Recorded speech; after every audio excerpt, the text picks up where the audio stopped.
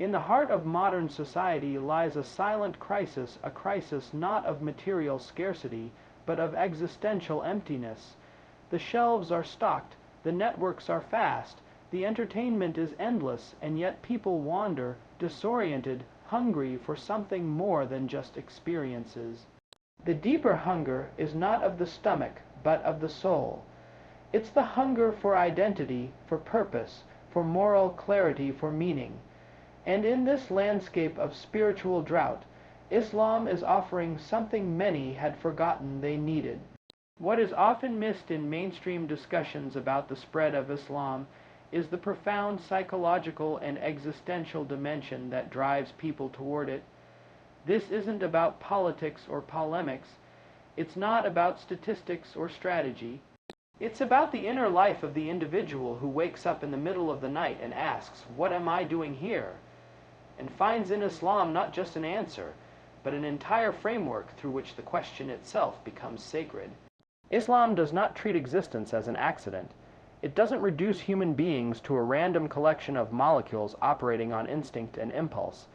It elevates the human being not by inflating the ego, but by situating the individual in relation to something greater. It offers a cosmology in which everything has its place, its purpose, its creator. That's a radical proposition in a world where many have been taught that life is essentially meaningless and morality is just a social construct. At the core of Islam lies the principle of Tawheed, the oneness of God. This idea isn't just theological, it's existential. It affirms that there is a unifying center to all of reality. In a fractured world, where people often feel pulled in 100 directions, that sense of divine unity becomes a lifeline. It says, there is order beneath the chaos. There is meaning behind the madness. You are not lost, you are part of a story, and in that story, you are not passive. Islam does not coddle. It doesn't allow you to sit back and wallow in self-pity. It calls you to act, to submit, but not in a degrading sense. Submission here is not servitude, it's alignment. Just as a musician submits to the rules of harmony to create beauty, the believer submits to divine will in order to find inner peace. The result is not repression, but coherence. A human being in sync with the universe and, more importantly, in sync with their own conscience. This coherence is what so many people lack today. They live split lives saying one thing, doing another, believing in nothing, yet aching for something. The postmodern world has taught them to question everything but believe in nothing. And in this abyss of skepticism, Islam appears not as dogma, but as relief. It restores the connection between belief and behavior, between the soul and the society, between the self and the sacred. It also makes demands, and that is precisely part of its appeal. The modern world offers comfort, ease, and endless choice, but very little responsibility. Islam reverses that equation. It says you are responsible not only for what you do, but even for what you think, for how you speak, for how you treat others even when no one is watching. That level of accountability can feel intimidating at first, but over time it's transformative. It gives weight to every moment. It affirms that your life matters not just to you, but to the one who made you. In a society drowning in distractions, Islam calls for focus. In a culture that idolizes the self, it calls for humility. In a world that avoids pain, it teaches the value of discipline and patience. These are not easy virtues, but they are essential for the kind of character that leads not just to success, but to wholeness. And people sense that. They may not articulate it in theological terms, but they feel it in their bones. This is not just a religion, it's a path. What Islam offers at its existential core is a return to purpose, to clarity, to the sacred dimension of life. It allows people to stop drifting and start standing not on their own illusions, but on eternal truths. And in a time when truth is often treated as relative, that certainty becomes revolutionary, It doesn't promise a life without struggle, but it promises that the struggle will mean something, and that, perhaps more than anything else, is why Islam continues to grow. Not by force, but by the force of meaning modern life, for all its technological progress and outward convenience, often feels like it is spinning out of control. Beneath the polished surface lies a quiet disarray. People are overwhelmed, overstimulated, and overconnected, yet more alienated than ever before. The boundaries that once guided behavior, family roles, moral codes, even definitions of truth have become blurry. What used to be firm has grown soft. What once grounded people has been uprooted. The result is a creeping sense of chaos, not always violent or loud, but persistent, gnawing, and psychological. And in response to that chaos, Islam presents something profoundly countercultural: order. But this isn't the order of bureaucracy or authoritarianism. It's not the sterile efficiency of spreadsheets or institutional control.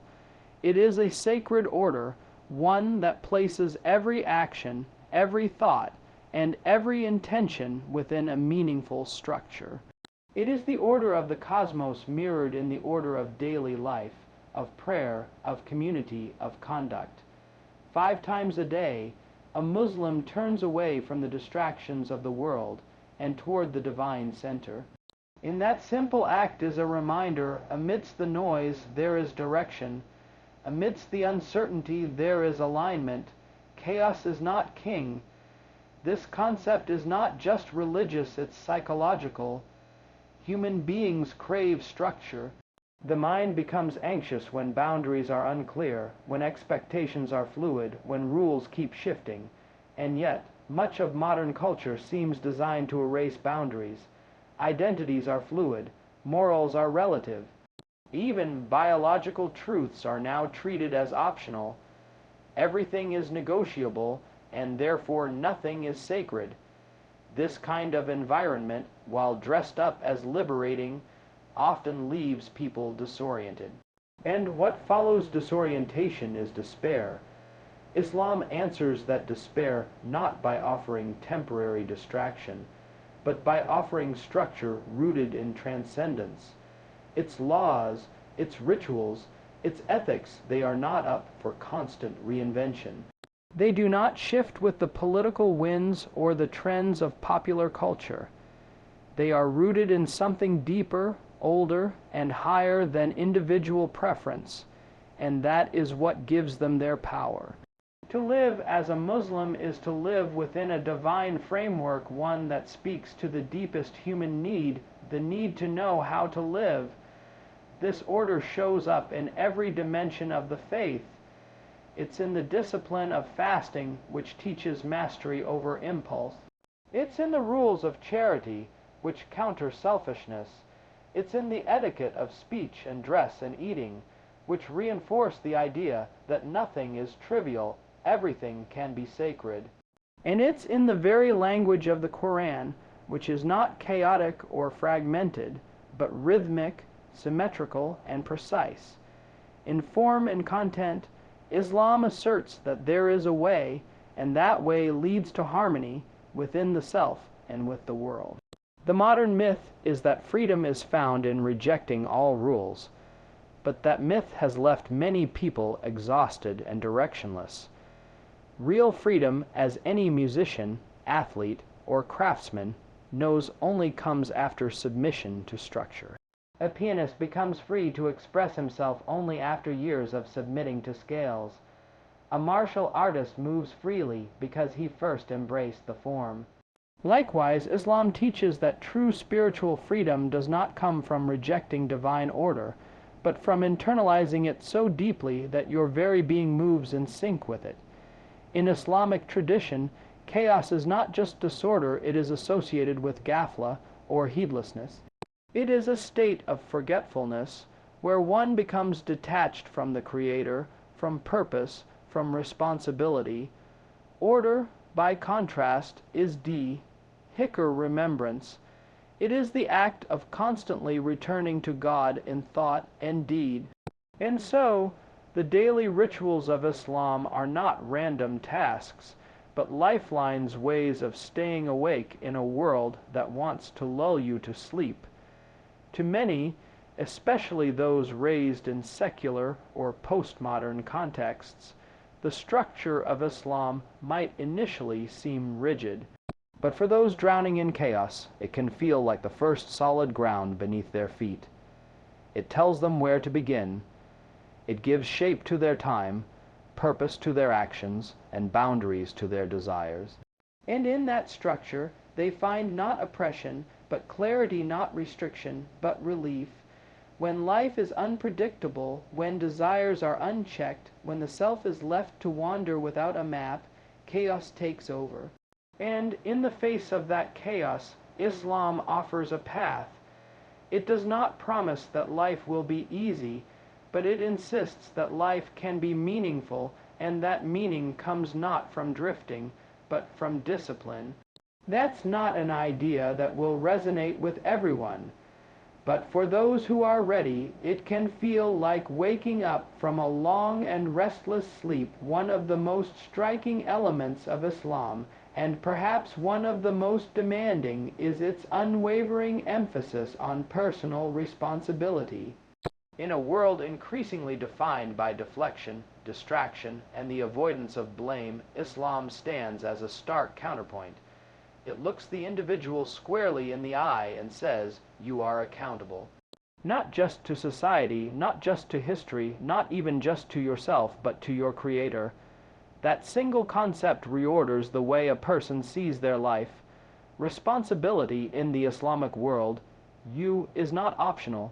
It is the very foundation of what it means to be human.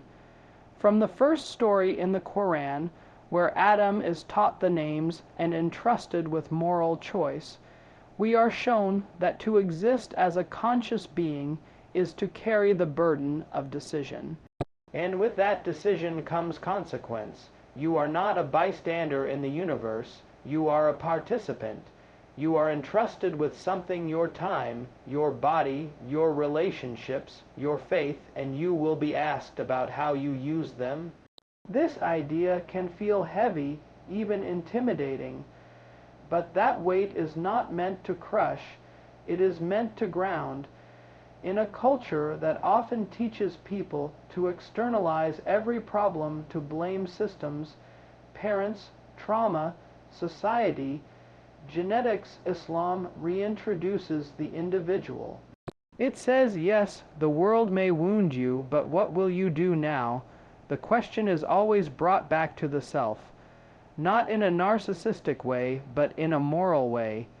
You are not responsible for everything, but you are responsible for what you can control, and that is a sacred duty.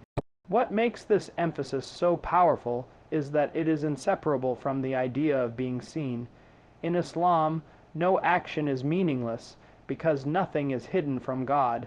Whether you're alone or surrounded by people, your character is on display not to the world, but to the one who created you. This presence of the divine, this constant awareness, cultivates a kind of internal moral compass that doesn't rely on surveillance or social approval. You do the right thing not because someone might find out, but because God already knows. That's a different kind of accountability. It's not rooted in fear of exposure, it's rooted in the love of truth. It develops a sense of integrity where what you say, what you do, and what you believe are aligned. And that integrity creates strength. It creates consistency in a person's life. When you live for something greater than yourself, your ego stops being the center of gravity. You start measuring success not by comfort, but by character. Islam doesn't reduce accountability to just spiritual matters either. It extends it into every domain of life. In business, you're responsible to be honest, even when profit tempts you otherwise. In family life, you are accountable for your words, your tone, your presence.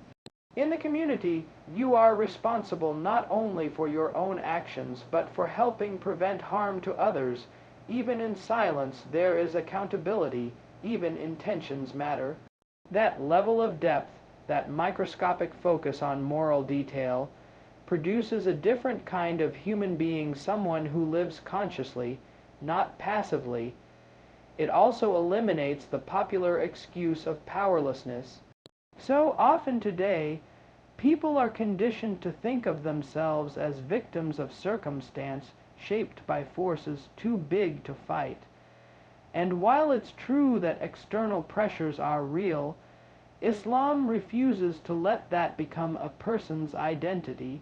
Instead, it insists on the agency of the soul. You may not choose your conditions, but you always choose your response. That is where your test lies. That is where your strength is revealed. This is not an easy message to accept. It demands more from people than most modern ideologies are willing to ask. But paradoxically, that demand is what makes it attractive. Because deep down, people don't just want freedom, they want earned dignity. They want to know that their choices matter, that their struggles are not in vain, and that someone sees the effort they put into being a better human being. Islam gives them that assurance. Not through applause, not through status, but through the unshakable truth that every act done for the sake of God is recorded, remembered, and rewarded. In the end, what Islam offers is not a license to live however one pleases, but a call to live as one ought. Not perfectly, but intentionally, not without fault, but without excuses. That path is narrow, it is steep, but it is also empowering. Because once you accept responsibility for your life and accountability to something higher than yourself, you stop being a leaf in the wind and start becoming a tree rooted in purpose. One of the most overlooked yet profoundly compelling aspects of Islam is its ability to hold two seemingly opposite forces in harmony, spirituality and reason. In a time when belief is often dismissed as blind faith, and reason is seen as sterile logic divorced from emotion or transcendence, Islam presents an integrated framework that speaks to both the heart and the intellect. It doesn't demand the sacrifice of one for the other. It insists that both are necessary, both are sacred, and both must be cultivated. Spirituality in Islam is not vague mysticism or sentimentalism. It is rooted in the recognition of the divine, a constant awareness of the Creator, and a relationship built on reverence, love, fear, and hope. But it is not anti-intellectual. In fact, Islam elevates the use of the mind to a religious act. The Quran repeatedly commands its readers to reflect, to ponder, to ask, to observe the signs in nature and within themselves. The heart may feel the truth, but the mind must be engaged in its pursuit. And when the two work together, the result is not contradiction, but clarity. This synthesis is not accidental. It is embedded in the foundations of the faith. The very first revelation to the Prophet Muhammad was not a command to believe blindly, but a command to read Iqra. It set the tone for a tradition that honors both divine revelation and human reason. It recognizes that truth is not afraid of questions, and that genuine understanding grows when reason is used as a tool of service to revelation, not as a replacement for it. The Islamic intellectual tradition is a reflection of this harmony. From the earliest scholars and theologians to the towering figures of philosophy, medicine, astronomy, and mathematics in the classical Islamic world, there was no perceived conflict between being a person of faith and a person of reason. Figures like Al-Ghazali, Ibn Sina, and Ibn Rushd debated fiercely, but all within a framework that saw the world as intelligible, purposeful, and reflective of a higher order. Knowledge was a means of drawing closer to God, not drifting further from Him. This is in stark contrast to the growing dichotomy in many modern narratives, where spirituality is often reduced to feelings or rituals without substance, and rationality is used as a weapon to mock belief. Islam rejects both extremes. It does not place intellect and spirit in opposition, but sees them as two wings that lift the human soul. If either is broken, the individual is left lopsided, either spiritually overwhelmed with no grounding, or intellectually bloated with no moral direction. The Quran speaks in a language that addresses both dimensions. It speaks to the yearning heart with its poetic rhythm and to the inquisitive mind with its logical structure. It presents arguments, historical examples, rhetorical questions, and layers of meaning, inviting the reader to engage deeply, not just to recite. That engagement becomes an act of worship in itself.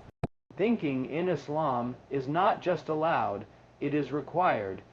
At the same time, Islam cautions against arrogance in knowledge.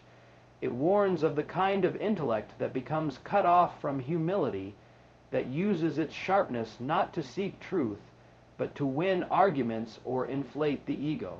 Rationality, when divorced from the spiritual, becomes cold, calculating, and often destructive.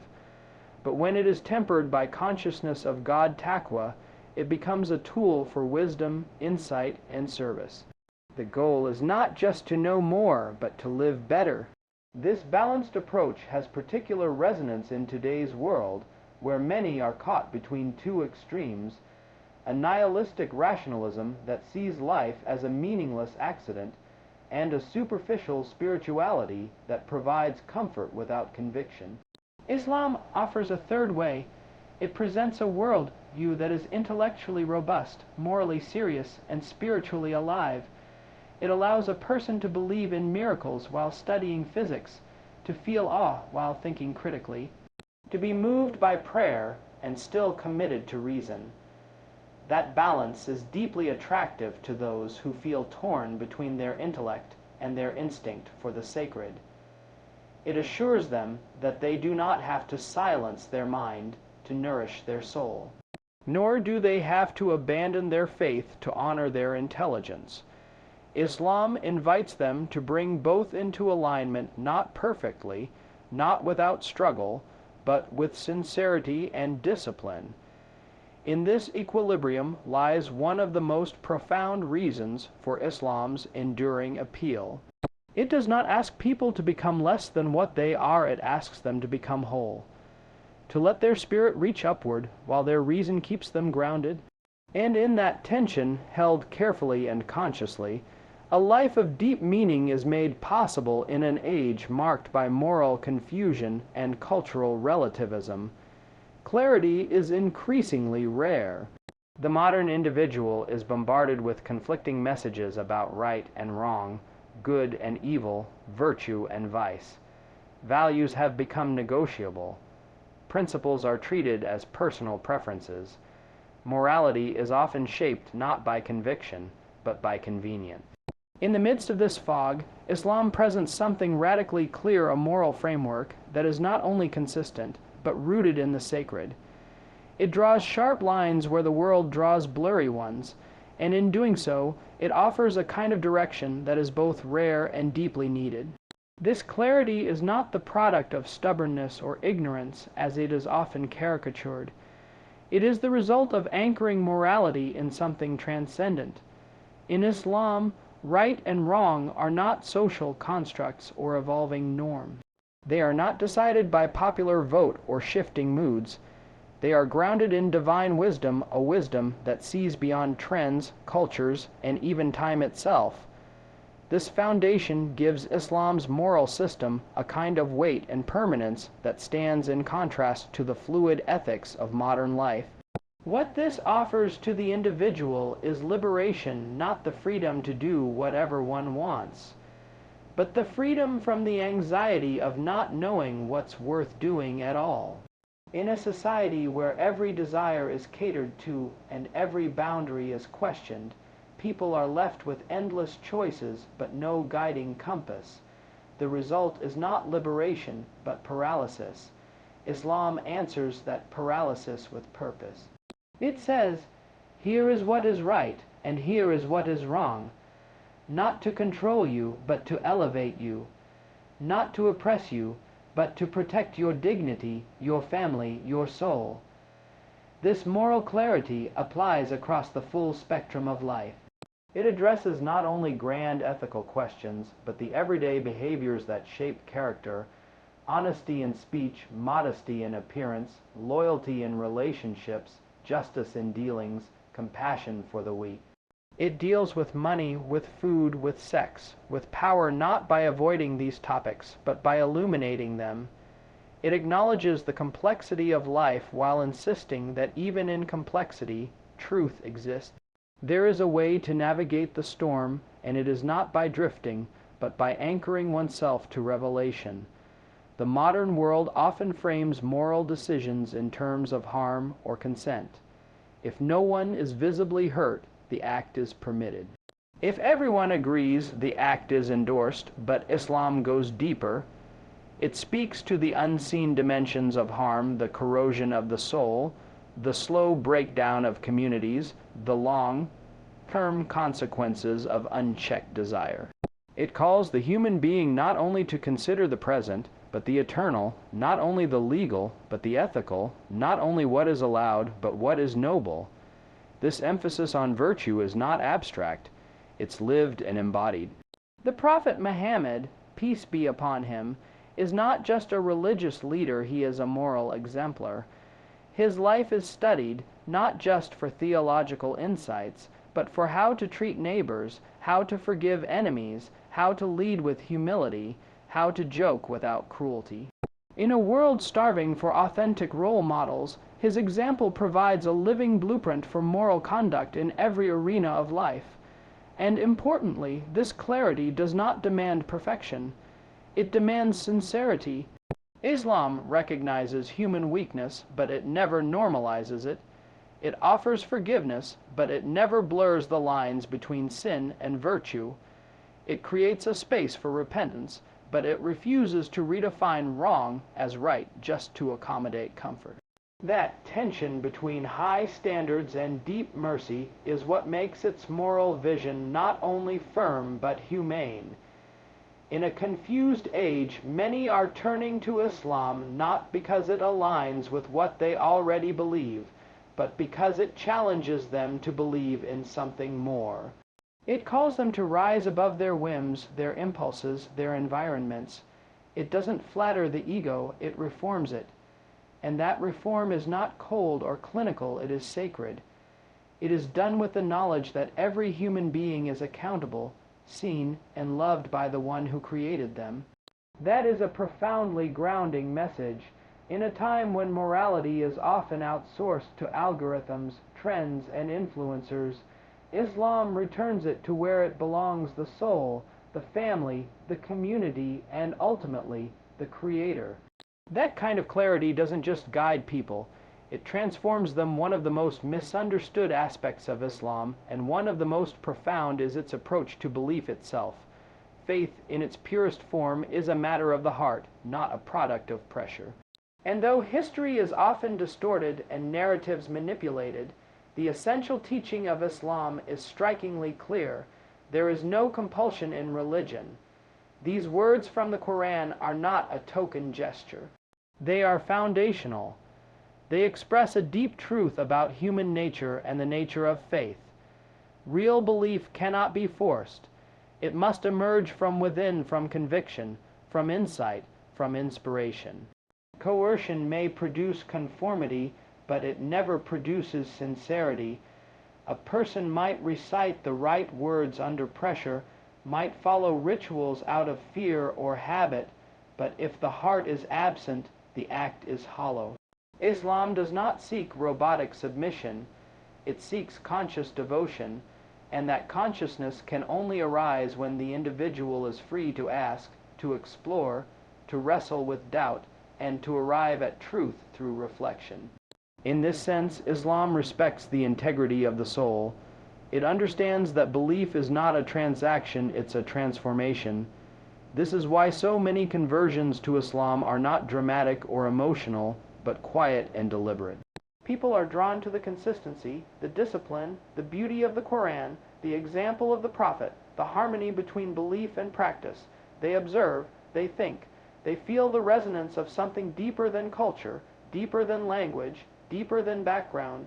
It's not a sales pitch. It's not an aggressive persuasion campaign. It's the gradual recognition of truth, a process often so intimate that even the person undergoing it may struggle to explain it in words. In a world obsessed with optics, where branding and marketing dominate every sphere, Islam offers something countercultural: depth. It doesn't try to attract followers with entertainment or trendiness. It doesn't dilute its message to become more palatable. Instead, it trusts in the power of its substance, and that substance, the clarity of its moral code, the beauty of its worship, the precision of its theology speaks for itself. This is why even critics, when they study it closely, often find themselves challenged not just intellectually, but existentially. What's more, the stories of those who embrace Islam almost always point back to the same core experience: they weren't forced.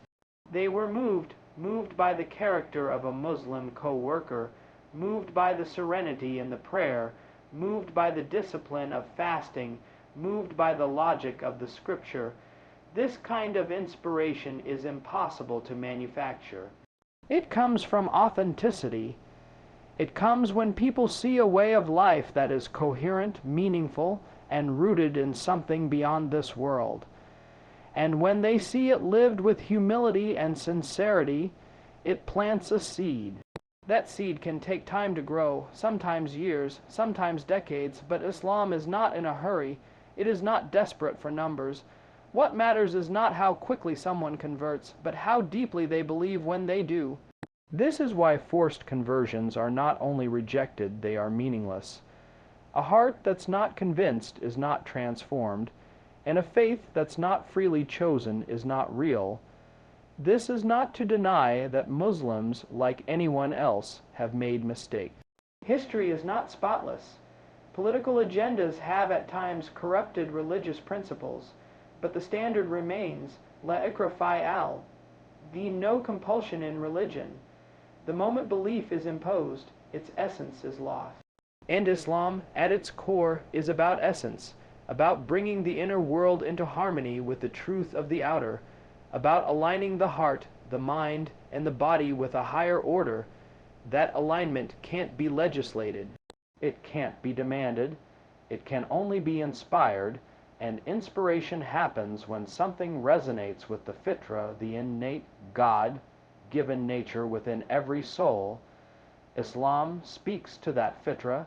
It awakens it, not by overpowering it, but by reminding it of what it already knows deep down: that life has purpose, that we are not here by accident, and that there is a Creator who calls us not just to believe, but to become. That call can't be answered by force. It must be answered freely, honestly, and with full awareness. And when it is, the result is not just conversion, it's transformation. So in a world overwhelmed by noise, pressure, and persuasion, Islam offers something different: a quiet invitation. Not a demand, not a threat, but a call to reflect, to seek, to discover. It doesn't ask you to surrender your mind.